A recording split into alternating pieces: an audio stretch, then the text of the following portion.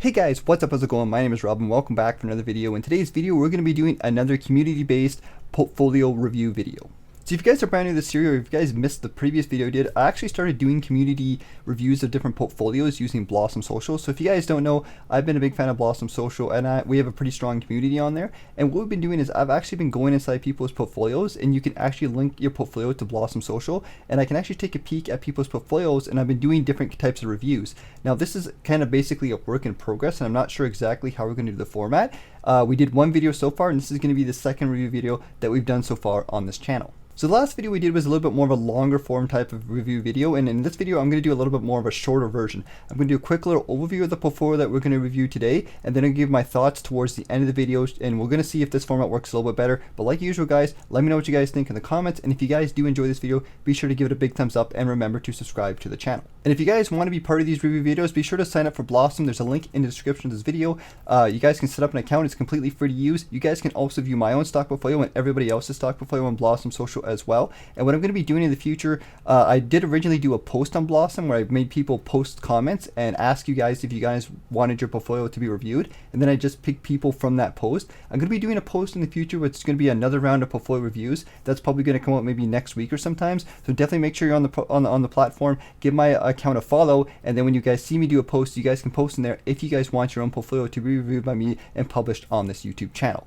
So the portfolio we're going to be reviewing today is actually going to be a long-time viewer of the channel, and this is super cool. So we're going to be reviewing Trevor Godin's portfolio. Hopefully I'm pronouncing that name correctly.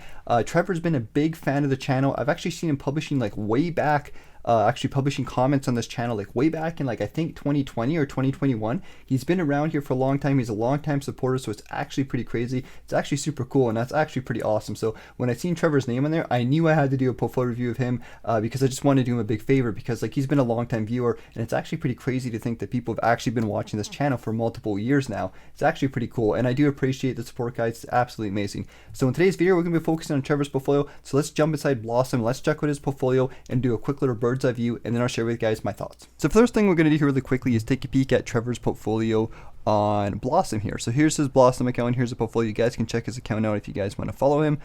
He's got a portfolio here. He's got his portfolio linked. He's also got some posts and different things, so you can check out his trades and whatnot. But let's kind of go back to the portfolio, and we can kind of see what Trevor's doing here. So we'll go back to his portfolio page, and we can see all the different stocks here. Here's his pie. He's got a pretty even spread other than a couple stocks here. We'll kind of go over them really quickly. So scrolling down here, we can see that he's definitely a big fan of the banks. His biggest holding, which is 32%, is CIBC. And then his second biggest holding is actually BMO, so the Bank of Montreal. So that represents about a good chunk of his portfolio. About 50% of his portfolio is in those two Canadian banks. And then going downwards, he does have some other good quality companies like TELUS and Manulife, also representing about 10% of each of his portfolio. He's got Smart Centers REITs, so some real estate, and he's got some AQN, so Algonquin Power Utilities. And then at the bottom, he's got FTN Financial and Frontier Lithium Incorporated. So some different stocks are going towards the bottom. And on his watch list, he's got some other ones. Some of these ones you guys might be familiar with, some of you won't. So we have ATD, CNR, some other ones here, but I mean, some of them are more familiar, some of them aren't. So, these might be stocks that Trevor's looking to add inside his portfolio. So that's a quick little overview. I'm going to share my thoughts, and I'll let you guys know what I think about Trevor's portfolio. All right, so at this point in the video, I'm just going to share my thoughts a little bit with you guys on what I think about Trevor's portfolio. So the first thing I want to comment on really quickly is the quality of stocks that Trevor holds inside his portfolio. For the most part, I would say like all these stocks are pretty good quality stocks. They're good investments. You really can't go wrong with the banks. I love the fact that he holds the banks as his largest holdings.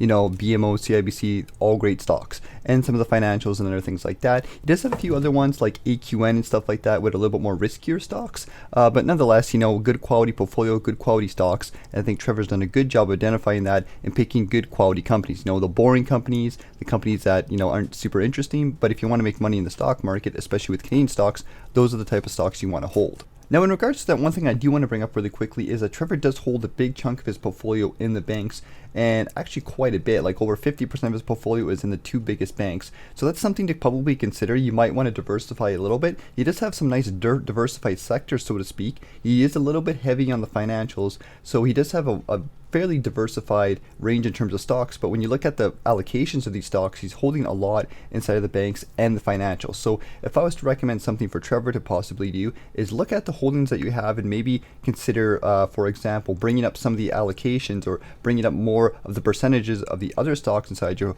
portfolio to kind of more balance things out. The other thing I would probably mention is to maybe think about adding some more stocks inside your portfolio.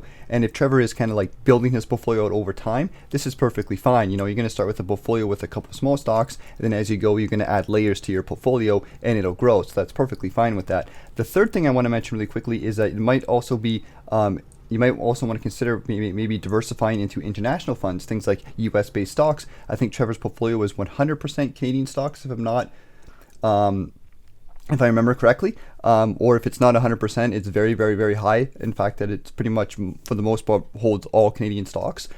So we might want to consider holding an international fund or even like a US market fund. I myself go with VFE. But again, this is a personal preference, but it's definitely something to think about in the future. So all that's said and done, and at the end of the day, I think this portfolio is pretty great. You know, if you want a stock portfolio that's focused on dividends, dividend yields, and also have some good quality potential for growth, you know, the bank stocks, the financial stocks, you know, those stocks are going to be really, really good. And again, like I mentioned earlier, Trevor might want to consider, you know, adding more individual stocks inside his portfolio, adding an ETF, adding some more sectors, and also diversifying internationally. But again, those are personal preferences, but that might be something he wants to consider. But if you're looking for a Canadian-based portfolio that is focused on dividend as well as stock growth, then this portfolio is definitely going in that direction. And I would say this is looking like a pretty solid portfolio to get the ball rolling with that. So thanks, Trevor. Thanks for leaving a comment on the post. I do appreciate it very, very much. And like I said, guys, I will be doing probably a post over the next week or so to do some more portfolio reviews. And if you guys like this video, be sure to give it a big thumbs up and subscribe to the channel. Thanks for watching, guys. Take care, and I'll see you guys later.